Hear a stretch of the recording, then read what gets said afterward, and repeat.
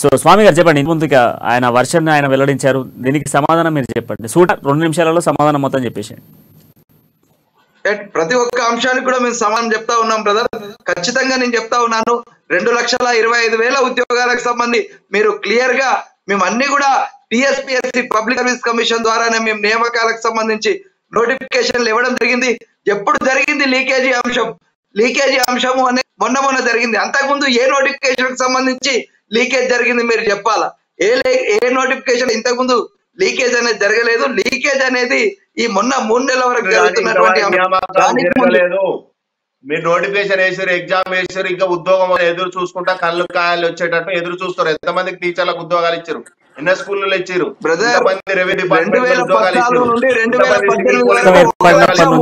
వచ్చినటువంటి నోటిఫికేషన్ల గురించి మనం మాట్లాడుకుంటే కేవలం వచ్చినటువంటి నోటిఫికేషన్లు కేవలం పోలీస్ డిపార్ట్మెంట్ కి సంబంధించినటువంటి నోటిఫికేషన్ ప్రక్రియ, దాన్ని పరిపూర్ణంగా పూర్తి చేసిందే తప్ప డిఎస్సిలో కానీ లెవెల్లో కానీ లేకపోతే ఇంతకుముందు టీఎస్పీఎస్సీ ద్వారా చేసినటువంటి డబల్ఈ కానీ ఏ కానీ లేకపోతే గ్రూప్ 1 కానీ గ్రూప్ 2 కానీ గ్రూప్ 4 కానీ ఇటువంటి సంబంధించిన ఏ ప్రక్రియ పైన తెలంగాణ రాష్ట్ర ప్రభుత్వం నియామకించినటువంటి 2,05,000 ఉద్యోగాలలో కేవలం పోలీసు ఉద్యోగాలే తప్ప మిగతా ఏ ఉద్యోగాలు లేవు. సార్ మీరు క్లారిటీగా చూసుకోండి. పోలీసు ఉద్యోగాలు మాత్రం 10 లక్షల ఉద్యోగాలైనా మీరు వేయడానికి సిద్ధం ఉన్నారు, అది అందరికీ తెలుసు. కానీ మిగతా ఎగ్జామ్లకు సంబంధించి లీకేజ్ వ్యవహారం అనేది మీరు ఇప్పుడు అంటే బట్ ఆ లీకేజ్లు ఎప్పటి నుంచో ఉన్నాయనే పేపర్లను మొత్తం రద్దు చేసినటువంటి ప్రక్రియ మీ కేటీఆర్ ప్రక్రియ, దాన్ని మొత్తం రద్దు చేసారు. సో మళ్ళీ ఎగ్జామ్ పెడతామని చెప్పడం జరిగింది. ఒకసారి మీరు రీకలెక్ట్ చేసుకోండి. పోలీసు ఉద్యోగాలు మాత్రమే ఇక్కడ అయినాయి. దాంతో పాటుగా తెలంగాణలో జరిగినటువంటి ఇంకొక ప్రక్రియ ఏదైతే అవుట్ సోర్సింగ్ ఉద్యోగులకు సంబంధించి వాటిని పర్మనెంట్ చేసి ప్రక్రియ చేసిరే తప్ప కొత్త నోటిఫికేషన్ల ప్రక్రియ అయితే జరగలేదు. ఇది వాస్తవం.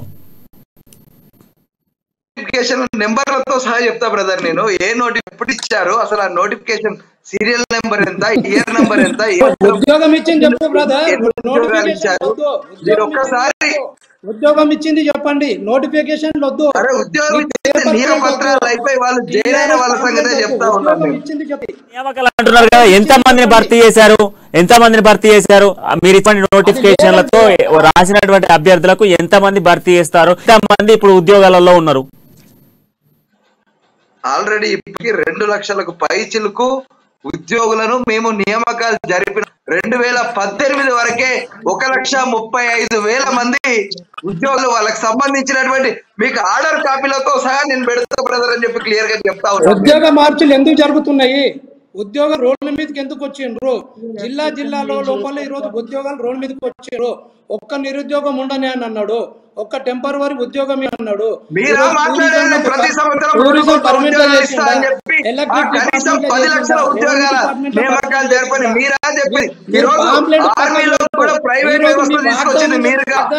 చెప్పండి దయచేసి. మీరు ఈ విధంగా మీలాగా ప్రతి సంవత్సరం 2 కోట్ల దొంగ ఉద్యోగాలు ఇస్తామని చెప్పి దొంగ మాటలు చెప్పలేదు మేము ఎక్కడ కూడా.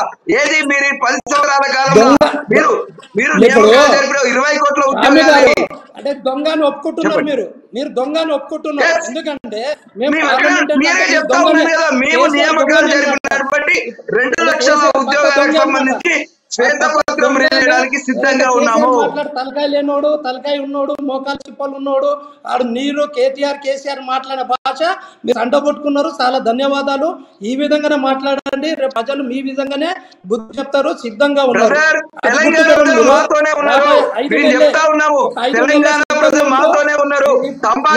నాయకులు వెంబడి లేరు, లేకపోతే తొడలు కొట్టే నాయకులు వెంబడి లేరు.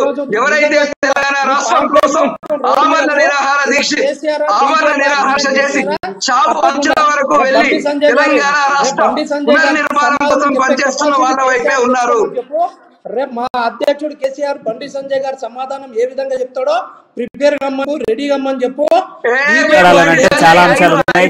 అటు కేంద్రం చెప్పిన పథకాల గురించి, రాష్ట్రం చెప్పినటువంటి పథకాల గురించి తిప్పి కొడితే మనకు ఉన్నటువంటి 4 సమయంలో ఈ 4 నెలల సమయంలో ఈ స్ట్రాటజీతో ఎలక్షన్లకు పోతే ఎవరు ఏ పార్టీకి ఓటేసేటువంటి స్థితిలో ఉన్నారు ప్రజలు. ఒక్కసారి మీరు టీవీ డిబేట్ విక ద్వారా మాట్లాడుతున్నారు, ప్రజలందరూ చూస్తా ఉన్నారు. ఈరోజు రాష్ట్ర ప్రభుత్వం ఇచ్చింది ఎంత, కేంద్ర ప్రభుత్వం ఇచ్చింది ఎంత, అసలు కాంగ్రెస్ ప్రభుత్వం చేసింది ఎంత, ప్రజలకు ప్రతిదీ కూడా నోటెడ్ అండి. కానీ ఖచ్చితంగా కూడా ఈ రోజు చెప్తున్నటువంటి పథకాలన్నీ ప్రజలకు అందుతేనే ప్రజలు చూసేటువంటి పరిస్థితులు ఉన్నాయి. ఒక ఉద్యమం అనేటువంటి సెంటిమెంట్ తో అధికార బీఆర్ఎస్ పార్టీకి ఓటేయొచ్చు. ఇప్పుడు కేంద్రంలోకి బీజేపీ వస్తే బతుకులు మారుతాయి అన్నటువంటి ఆలోచనతో బీజేపీకి ఓట్లేయొచ్చు. కానీ కాంగ్రెస్ 50 ఏళ్ళ అధికారంలో ఉన్నప్పుడు చేసిన దాని గురించి ఆలోచించి ఓట్లే. బట్ ఇప్పుడు ప్రజలందరూ కూడా తెలివితో ఉన్నారు, ప్రజలందరూ కూడా వారి సమస్యలను ఎదుర్కొంటా ఉన్నారు, వారి అన్నిటిపై కూడా ఆలోచించి ఓట్లేటువంటి సిచ్యువేషన్స్ ఉన్నాయి. సో ఒకసారి ఆచార్య గారు అప్పటి నుంచి క్వశ్చన్ రైజ్ చేస్తా ఉన్నారు, ఒకసారి ఆచార్య గారు చెప్పండి.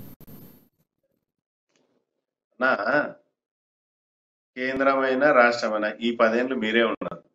ఈ 10 ఏళ్ళు నరేంద్ర మోడీ ప్రభుత్వము ఏం చేయలేదని చెప్పేసి బీజేపీ వాళ్ళు మాట్లాడుతున్నారు. కేంద్రం దేశ ప్రజలకు కానీ రాష్ట్ర ప్రజలకు కానీ ఏం చేయలేదని చెప్పేసి మరి బీఆర్ఎస్ మిత్రుడు మాట్లాడుతున్నారు. అంటే ఈ దేశానికి రాష్ట్రానికి ప్రజలకు మీరు ఏం చేయలేదని మీరే ఒప్పుకుంటున్నారు ఒకరి తర్వాత ఒకరు.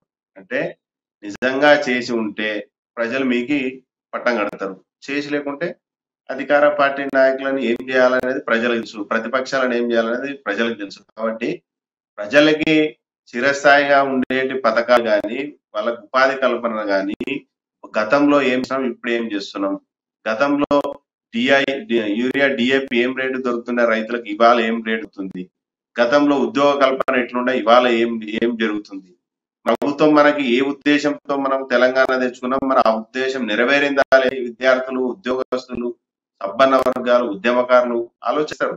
వాళ్ళ 2024లో రాబోయే ఎలక్షన్ లో ఏ తీర్పిస్తారనేది ప్రజలు ఆల్రెడీ డిసైడ్ అయి ఉన్నారు. మనంతకు మనం నేనే అధికారంలోకి వస్తా, నేనే అధికారంలోకి వస్తా అంటే వాళ్ళందరూ చూస్తున్నారన్న. ఈ 10 ఏళ్ళు టీఆర్ఎస్ పార్టీ ఏం చేసింది, ఈ 10 ఏళ్ళు బీజేపీ ఏం చేసింది, మరి గత ప్రభుత్వాలు కాంగ్రెస్ పార్టీ ఉన్నప్పుడు ఎట్లుండే ఇవాళ ఎట్లున్నాయి అది కంపారిజన్ చేస్తారు ప్రజలు. ఇప్పుడు టీవీ డిబేట్ లో